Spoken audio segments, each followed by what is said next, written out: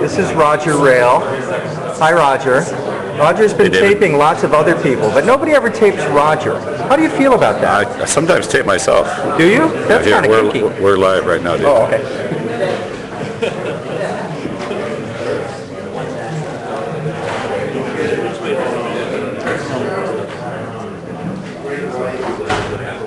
Please join us. Come in. Sit.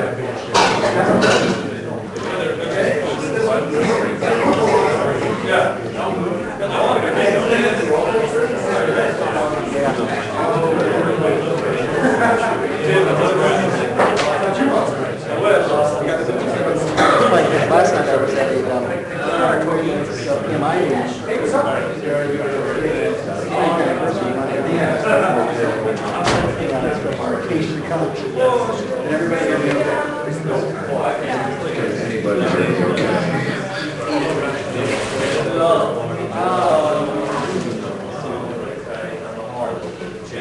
I'm really sorry about the room.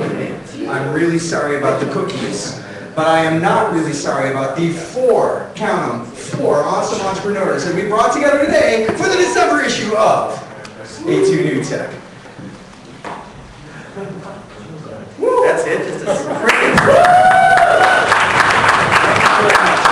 I've been instructed by Roger Rail to stand in one place at all times. All right, we have four awesome entrepreneurs to present today, but first we want to give it up for our sponsors, Windows 7, 82 Geeks, and the Center for Entrepreneurship at the University of Michigan College of Engineering that has provided us with this fine venue. Without further ado, I'd like to bring up Rob Dahm. I met Rob at Ann Arbor Spark when he was presenting Race and Replace, and I can't wait to hear how he has raced forward to replace what he showed me then with something even better now. Rob Dahm, take it.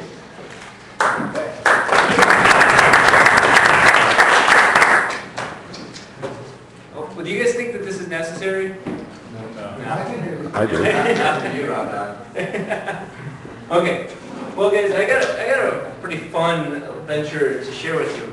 It started out as a typical, I'm not a typical U of M student. I'm not even a U of M student, but it started out as a typical venture. Entrepreneurial spirit. Try it, and I've failed 2 or 3 times. So I've gotten some pretty cool business leads and connections on how to make one of these things succeed. So I figured I'd share with you guys my own twisted way of presenting my current business venture. Race to Replace is a automotive technology.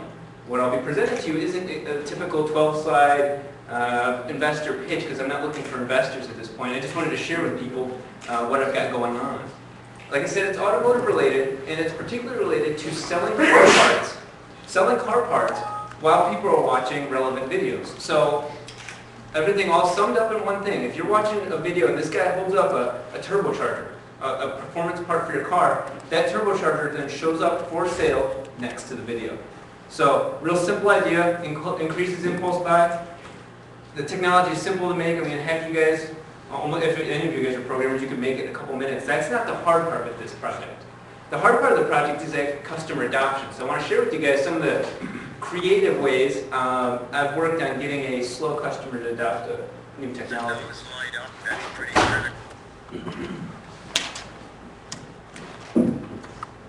Long story short, about a year ago, I don't know how many of you guys might know a little bit about my background.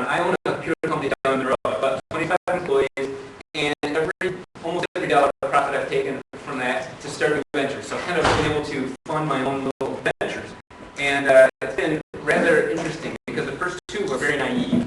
I don't have a full college education. I've slowly taken 1 or 2 classes here and there at a local community college, so I don't have the luxury of that sort of knowledge. So, not that one. I'm going to pause that for a sec. What happened was, about 6 months ago, I was getting really into the film industry, machine films, tax credits and whatnot, and I got the crazy idea that, you know what, I love attention, I love getting in front of people, I love presenting, why not try and make a TV show? Particularly because one of our partners, Technical Automotive, who paid us to help start this venture, said, you love being in front of people so much, why don't you get in front of the camera? So while demoing our technology and making a demo video, we ended up selling the customer a product. It was a training video, and it was boring as hell. It was 8 minutes of, this is a shock absorber, this is what it does. We animated some 3-dimensional cool stuff. It was really entertaining that way. But the customer, because they were a friend of ours, we do programming for them already, loved the outtakes. They loved the reels. They loved it's my brother and I. I've got 2 brothers who are part of this. They loved the outtakes. They loved the banter between us. They loved all the bad stuff that didn't make it into the boring dry video. They said, you know, you should have this on Discovery. That conversation turned to me calling some of my producer friends and saying, guys, what do you think about this? Human interest element, the brothers, automotive element, sponsors, whatnot. Long story short, Discovery Channel approved it for their science channel. So I will have a show on Discovery Science. Very exciting. Brothers talking about cars in the media. Who would have fun? And to give you the real 5-second rundown of the video, it's a minute-long video. I'm going to show you. This was what we used to sell to them. Was I'm not a mechanic. I'm not anywhere near a mechanic, and that's actually half the fun of what's going on. My brother's a mechanic. He's very thorough. He would make an excellent engineer programmer because he's very thorough, follows his process to a T. I'm Machiavellian. I focus on the end result and justify the means that way. One second. So I'll show you the video.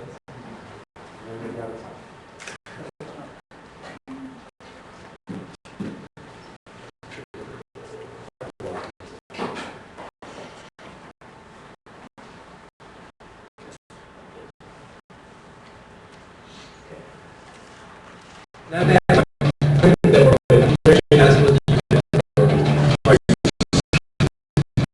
you bring all the rest of them.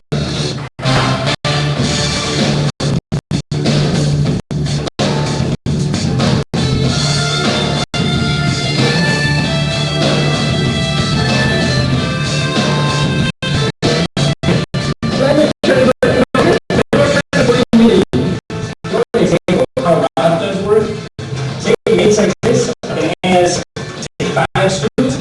He has 2 sitting there, and he runs it that way all the time.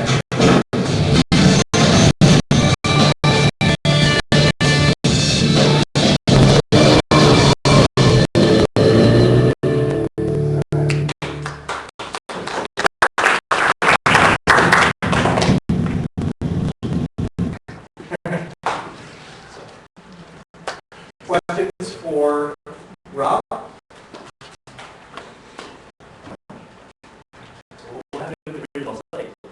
The technology, what happened is that it just allowed the companies to slow down. So what I decided to do was attack from a production company angle because it was producing content for my site, my technology. And the presentation is a little bit about that. But basically I had to prove that I'm some sort of force in the automotive aftermarket. So we look at a way to let's So with our own show, our technology will be used on the website with it, with our sponsors. So the technology for identifying car parts that are held up, is that something that's computer vision oriented? Can you apply it to sort of any objects, any products? It's exceedingly simple. You're actually giving me way too much credit on what you think it does. It's this simple. What happens is and you can even see similar types of features in YouTube.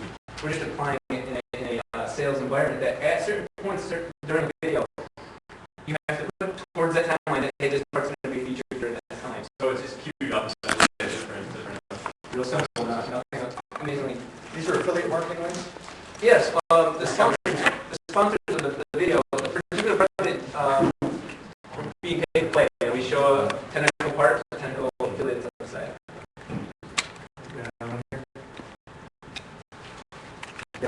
Are you, or besides the website, I guess you may have a blog on that, but do you have additional blogs using Twitter or other media? Actually, Doug got me into Twitter because he said that's the easiest way to get a them. So I do that a little bit. I mean, I use King FM to just update my Facebook and all those different things at once. But I'm not the earliest of adopters. I can show cool technology, but my venture is more old-fashioned. It's using new technology, a real small grain of new technology, but it's something, a new idea to an old market.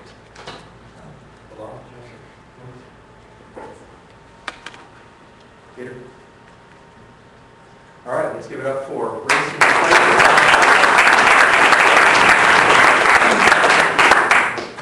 All right, we're moving things very quickly. I want to introduce some of our organizers. Roger Rail, the man of the camera. Doug Song, the man of the PC. I'm David Bloom. And we are organizing A2Newtech for entrepreneurials to talk about technology with technology entrepreneurials.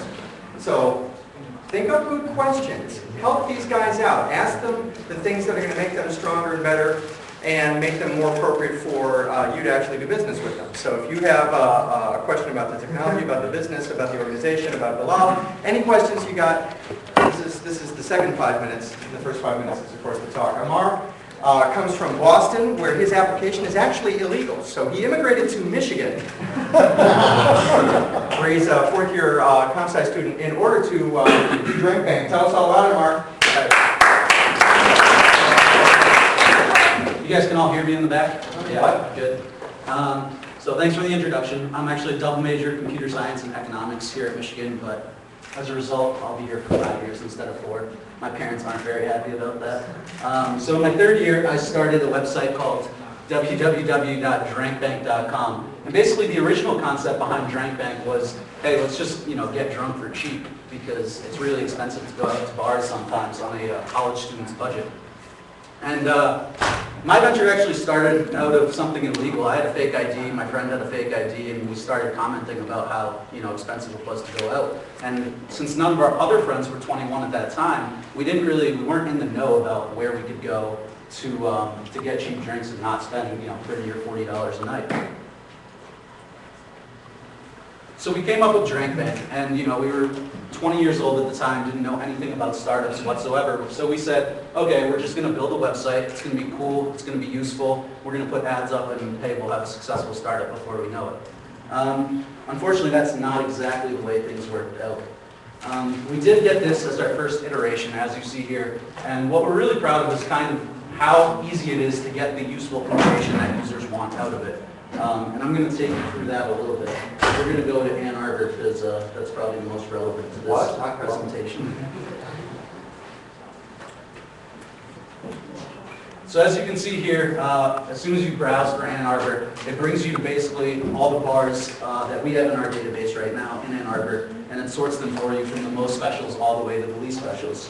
And once again, we're proud of the way that we have organized the information so that users can get exactly what they're looking for out of it. So you can definitely browse by bar, as we're doing right now. I'm going to take you to the Brown Jug real quick, just because it's got so many specials. We integrated with Google Maps. We have all your basic information that you find on Yelp.com or something like that. And then down here, we've sorted it by day. And today is Tuesday, I think. So these are the specials that if you guys after my presentation want to go get something to drink. There it is. And so I think the next cool thing that I'm proud of that we did about this website is we actually set it up like a wiki.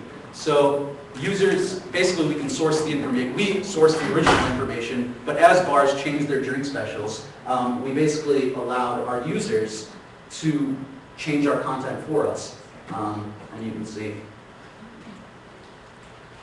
there's a little ad tool and stuff like that. We built a manage tool on the back end so that we can we can basically see, things don't get added automatically like they would on Wikipedia, but for us, we're gonna go moderate it a little bit. But this form, if you fill it out, comes to us, and then we can approve the special, and it can be up within less than an hour. This is because I actually haven't tested this on Chrome for Mac. That's my fault, but I don't really like having to develop for 10 different browsers.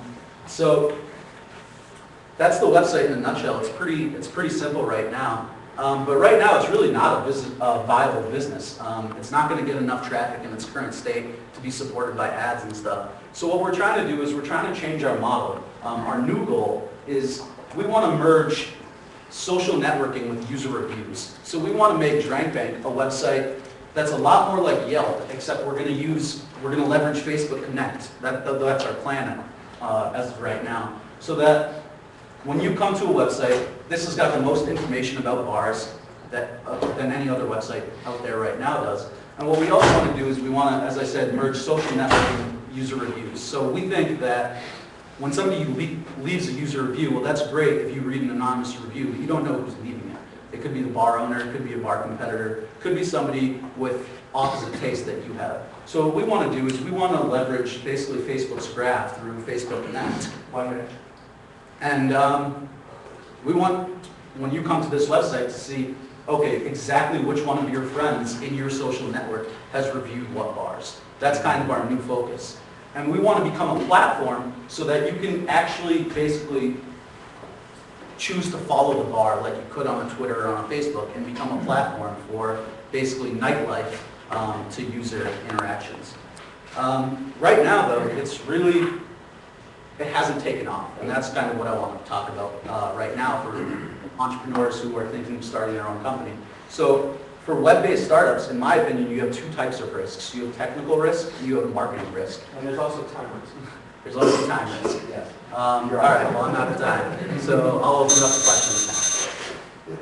So do the bar owners get to edit this and just try to... The bar owners can actually, we've approached them with the ability where they have their own master accounts, and those get updated automatically. What we can't really understand is why there's so much resistance from the bar owning community that they really don't want to use a resource like this. I mean, I could see that they don't want to get into price wars with each other over who could offer the most drink specials, but we've actually come across a lot of animosity from bar owners who were like, yeah, we don't really want to give you this information, we don't care about you, which is annoying for us, and I don't quite understand it. But yeah, we've definitely set up the infrastructure behind it so that bar owners could go in and update it automatically and be the only ones that have control over their site. You, and then you. Due to API, can I somehow, instead of going to your site to add information, can I add it via, I don't know, an API? Right. So we have that for ourselves because we want to start making iPhone apps, BlackBerry apps, Android apps. We haven't opened those APIs up. It's an interesting concept. Yeah, because so one idea I just thought of was you could very easily make a Twitter application where if I'm at a bar, I could tweet it, and if you're following me, you could rate that information for a bar deal. So if I tweet you, the location API on Twitter just opened up, so you would know what bar I'm at, and you would be able to update your information real time. Amar, give him money. He's helping. But other ideas too. I would suggest that, the whole drink special thing is a pretty small market in my opinion. I would suggest, you've got an engine built here that you can use for lots of different types of products that are in a local market. It's easy to find deals on things online. You can go out to any number of websites and find, okay, where can I go and buy the cheapest, computer or whatever. But local businesses, it's very, very much harder to find, deals, because a lot of times they don't, if you're lucky, they might have products and prices on their website, but, it's probably not up to date. So you got a nice engine here that you can use for lots of different things. I do like that idea. I'd say the toughest thing for me is how do we source that information? Sourcing the information for specials alone in bars was difficult enough without people helping us. And I love the idea, and I'll probably explore it, but it's how realistic if bar owners don't want to come to me with their deals, will other local businesses want to? Are bar owners representative of your We don't, it's something I'd have to explore. Right here? Well, when I was in Minneapolis, there was a site like this called Thrifty Hipster that actually took off, and then we used to use it every time we went out. But the interesting part, the person that made it also used the same engine that he was doing for farmers markets, and that took off because all the farmers that wanted to advertise where they were going to sell their local crops in the nearby area could advertise like this, and so like this. What's the name of that? Thrifty Hipster. Thrifty Hipster. So that's only based in Minneapolis right now. I think they're trying to make it over that. I'm sorry, good job. Nice try. All right, have you come to A2Newtech before? No. Then you don't know my question, do you? No. What's my question? How do you make money? So, as I said, as I was trying to get into is, right now, the way it's set up, we're not going to make any money off of it. We need to come out with a second iteration of our product. And that iteration is going to be a platform where, as you can see on Facebook and Twitter right now, people can start following certain establishments. And in this case, it's going to be hyper-focused on bars and nightlife and stuff like that. And, you know, our value that we would add to the bars if they came to us and said, well, we can do the same thing on Facebook for free is, yeah, but we're a lot more basically hyper-focused on nightlife. People are coming to us right before they're going to come out. That's what I've always. That's just one of the initial questions I have when I see a site like this is, why try to build a social network or around this site when you can build this functionality around a social network as a Facebook application? And that's what's actually, if I scroll up, you can see we're actually connected with Facebook. So we are trying to build our own social network. We're trying to use social networks that are already out there. Right. We definitely have no ambition to build our own. Do you have a Facebook app for this yet? Yeah. That way people could say, oh, last night was a lot of fun. I went to this bar and that was a great application. I mean, the biggest Say where you're going to be. Exactly. Yeah, the biggest problem is You might crawl into it first night. it's a big document. Similarly, what you did as a mobile app was location awareness, but also did lunch specials as opposed to drink specials. Also do like a team coupon. Yeah. Coupon, do like new coupons that. Tech is doing that. And that's- for like That's basically what we're working on right now is going mobile with this stuff. All right. Well, All right, Amar Anand.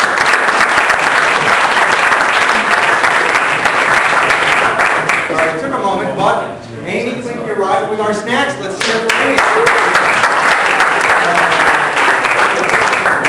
All right, I'd like to introduce Ellie, and I want you to repeat after me, Nagabushanam Petty. Whenever I see Dr. Nagabushanam, I always remember to breathe through my nose. I feel better already. Let's give it up for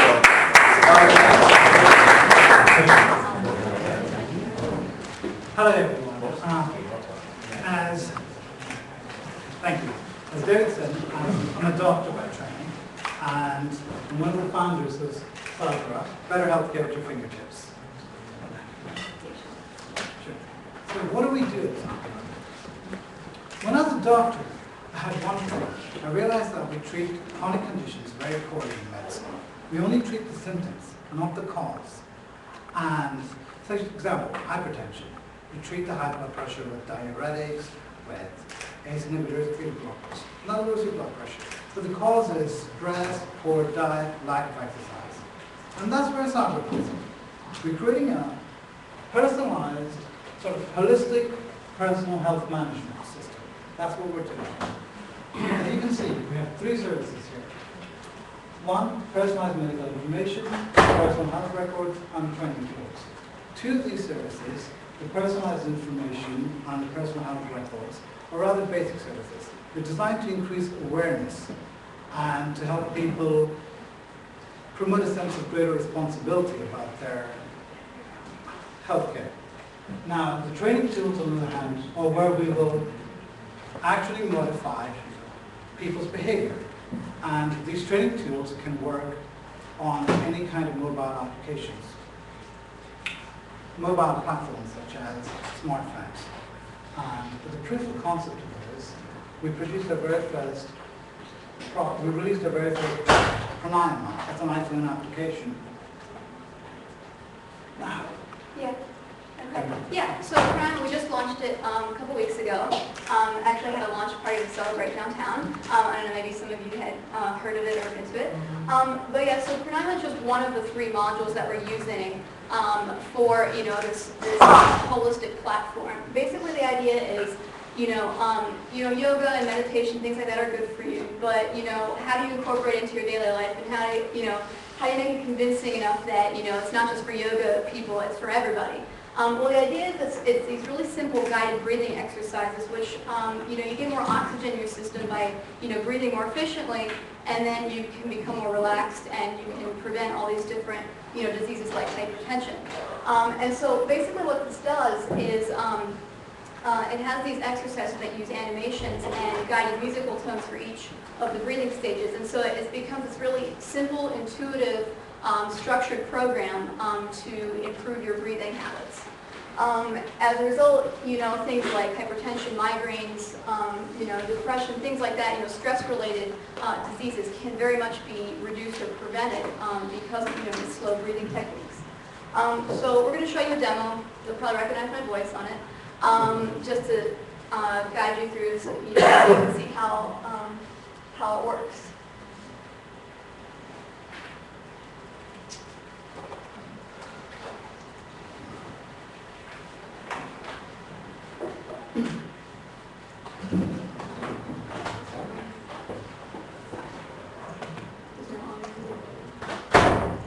Well, I'll recite it. So that's fine. You can just play it. I'll just talk through it.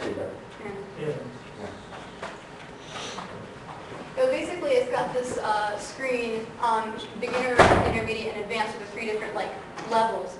Basically, it corresponds to these breathing ratios. It's like the relative length of time between inhalation and exhalation. And as you progress through, ideally, you can get up to about 1 breath per minute. Sorry. You've done the script before on the I'd like to introduce a new iPhone application called Pranayama. It's a series of simple breathing exercises which help you relax and is good for your health. You can select 3 different levels, beginner, intermediate, or advanced, and they correspond to breathing patterns, which are the relative length of time between inhalation and exhalation. You can also select the timing, which is how much time you spend in each of these breathing stages.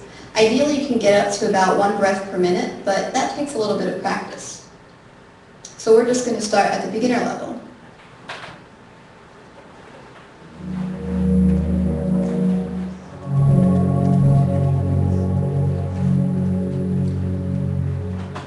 As you can see, the dial animation shows you how much time you're spending inhaling and exhaling.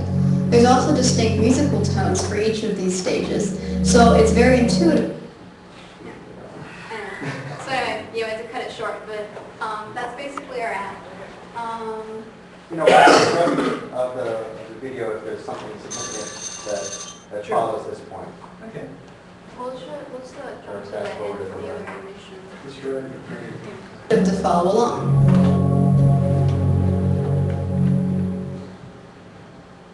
We're going to select a few different options. You can select different musical styles. We are listening to ambient, but you can also listen to classic or Vedic while you exercise. We can also choose the anatomical animation, which shows you the physical aspects of breathing.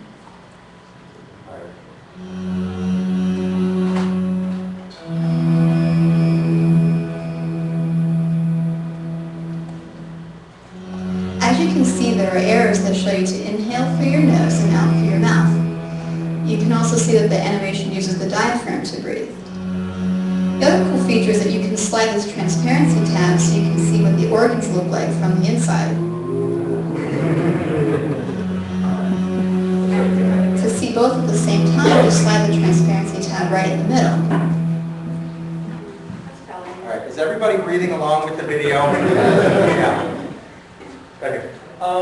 So, as you saw before on Twitter, I also like to brag about things. So I think it'd be cool if when I advance from beginner to intermediate, I'd like to brag about that somehow. At the when you finish each exercise, it says, "Good job." I want to tell the world. Yeah. I want everyone to know I don't know for a minute. I know how to do it. What we're going to do on our second iteration of this, we're going to launch a light version of the app in a few weeks. And it's going to have a tell a friend option. So maybe it could be, hey, this is a really cool app, and email it to a friend to recommend them to use it. So. So I always like things that are interactive and that actually measure things in the physical environment. I think you can more utilize the iPhone, the iPod Touch. They have accelerometers. You place it on the right part of your body. You can tell when the person's inhaling and exhaling. And you could actually correlate it to the test. And you can tell them how well he's doing.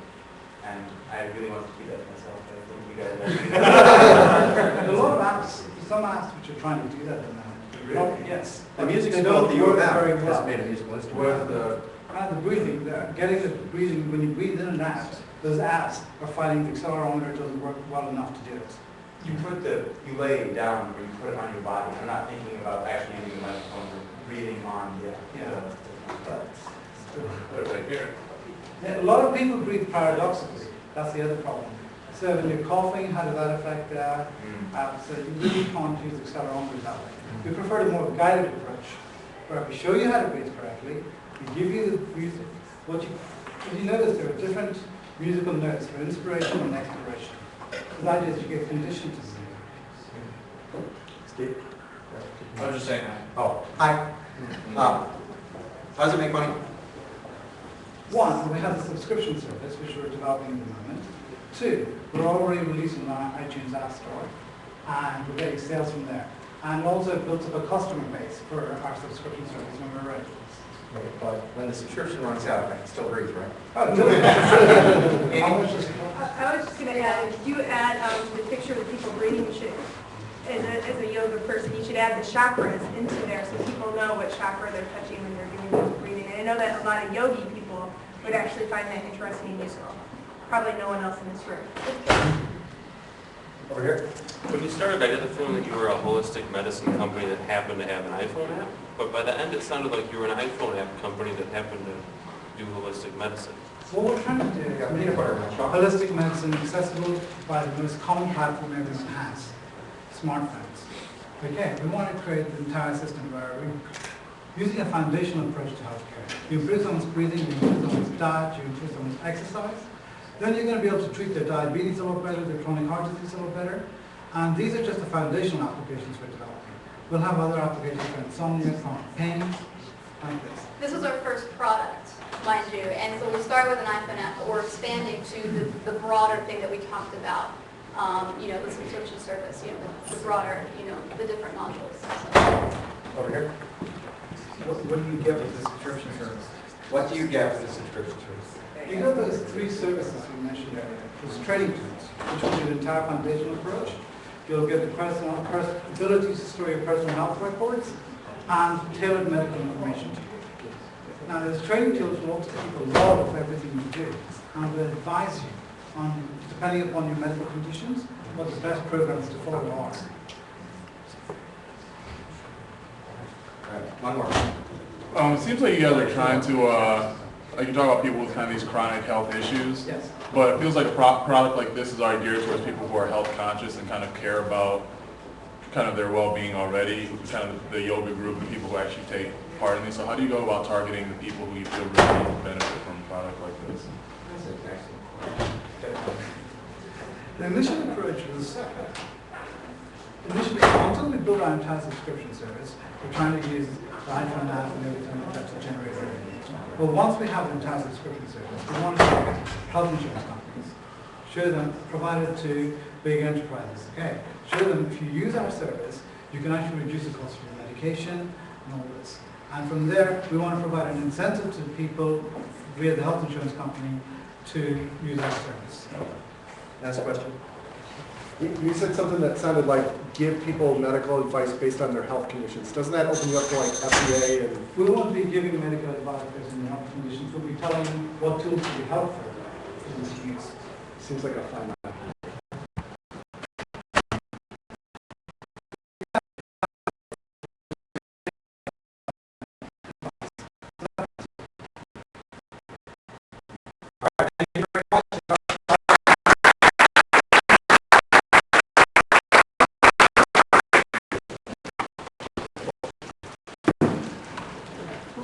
Least but not last, we have to clear out here really quick. After Michael's presentation, there's another group that's coming in.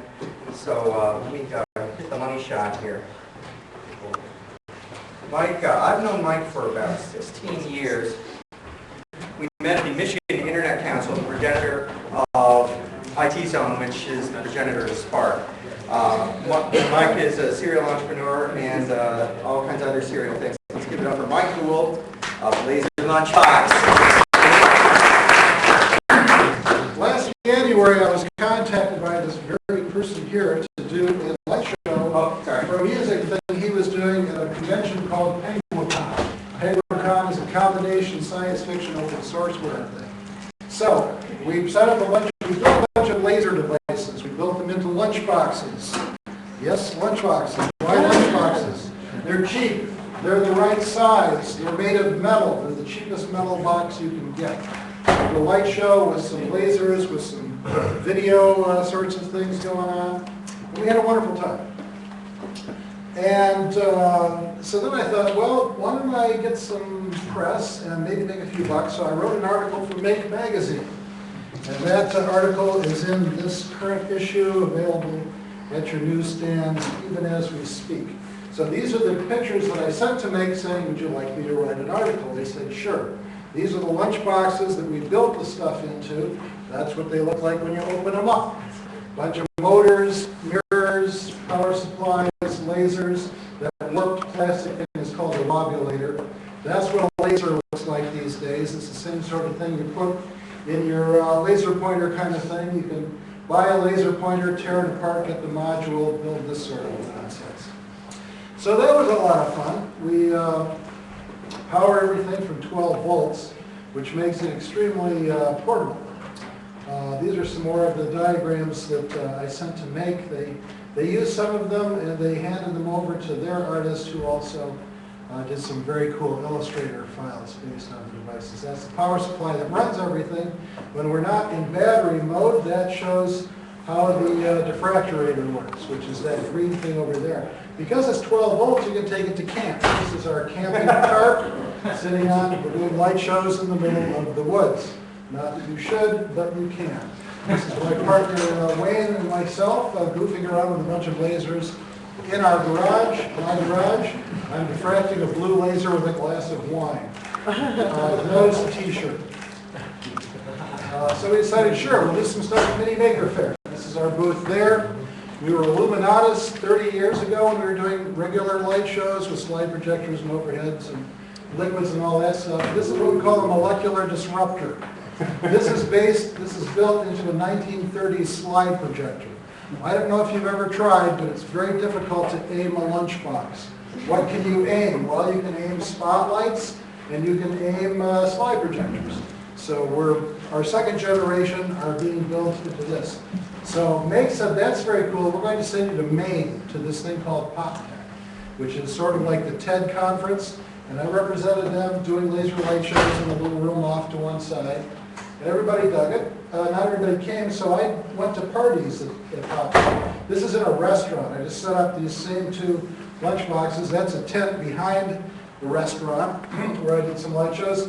And this is a transportation museum, sort of like the Henry Ford Museum where they had the final parties. So I brought a bunch of this nonsense and set it up and let it run right next to the fresh roasted peanuts there. So now the defense would like to call the surprise witness, David Bloom. So how do you make money at this? He wants me to answer that. 3 ways. There's a Pimp My Lunchbox business here. Your lunchbox is guts. There's a bespoke lunchbox business here where you go online, pick out a lunchbox, and you get either this beautiful diffractorator. Don't look into the light. And then there's a merchandising opportunity. We talked to the folks at VG Kids. Thank you very much, Doug, for the introduction. They're going to create sticker sets that go on a generic lunchbox and merchandise these very lunchboxes. Only I have to pay, I think, Steve Jobs to use this image, so I have to come up with my own. Any ideas? See us afterwards. The whole point here is that this is a 21st century lava light. It's a toy, people. It's what you do with your extra money. You don't need this. You just want it. All right, so show of hands. Who wants one of these? I think we did okay, Mike. I think so. So you pay $100 for something like Oh, yeah! Just ask. All right. Now get Mike back for the Q&A. Okay. Okay, so again, this is more of the innards. It's really sophisticated construction techniques, as you can see. This is why we call it a beta. This one runs off of music or runs off your iPod or whatever. This is the business card that we pass out. I've got some if you'd like some. And these are the gang of four who are trying to actually make a business of it. This was our Halloween party, which is why we're looking a little bit goofy and very drunk in that case. The guy in the middle is Steve Rich. He is an intellectual property lawyer. And the four of us are going to see if we can make a buck. Are there any questions? Over Yes. there, John? So after seeing you at the Meetup, actually, I made my own. Oh, good. Very similar response. People love it. Oh, Are, good. are you going to try and like pipeline from China and just like sell these in toy stores, or you want to make a kit? Well, very good. No, we don't want to make a kit. We want to sell a box. Do we want to pipeline it from China? Do we want to build it in my garage? Do we want to build a factory and employ unemployed Michiganders? We're working on it. We're looking at all of you. Steve? My question's really similar to Adam's, but I just want to say, when I was a kid, I dragged my dad to Meijer and we bought a strobe light for like $20. It was the coolest thing in the world. But I didn't have to do anything. I just plugged it in and it worked. So if you've got $100, can you just buy a laser lunch block, plug it in your iPod? Where did this $100 stuff come from? I picked it up. Okay, well, don't listen to him. But you can just buy it, the finished version, and plug it in your Yeah, iPod. you buy it. Okay, that's below. Why no kit? Why no kit? I don't see much in the way of money in that. And if you buy the Make magazine, it tells you how to build it yourself. So that's one. I make one for like $30. Sure. Who is your target audience for this? Do you think it's concert venues, or do you think it's individuals? We think it's individuals. Again, there's two aspects to this. There's the laser light show using the big projectors where we go off to a big show. We're still getting that underway. We're doing the Connegan this year. We're also doing the Ann Arbor Confusion at the end of January. So that's the presentation end of it. But we can also sell the lunch boxes at the cons to get started. We'll probably be selling the beta there. But eventually you're going to walk into Target and buy it. You'll be sitting next to the lava lamps. I think this is a fantastic educational tool where you can buy a kit, put it together, and all Make magazine tells you how to do it. But outside of the geeks, us geeks in this room, most people don't subscribe to Make magazine. Or have ever heard of it. Or have ever heard of it, right? Whereas this could be something you could buy for $20 and probably you probably are going to make 18 on it. And it's a great kit that you put together with your kids. Yeah, that's a good suggestion. Over here.